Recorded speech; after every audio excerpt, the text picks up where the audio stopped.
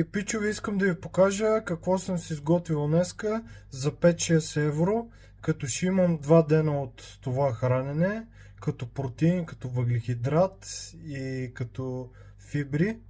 Тук съм си приготвил на тигана на газовия котлон свинско контрафиле, килограми 300, като предварително го овкусявам с марина, като марината ми включва универсална зеленчукова подправка с тая другата.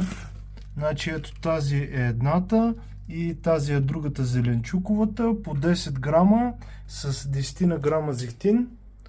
Ги потапям и после ги слагам на тигана, както казах, килограми 300. Тук съм сварил в сурово състояние 300 грама ориз с 100 грама замързени зеленчуци. Виждате колко голямо количество става, като ще ми стигне за 2 дена.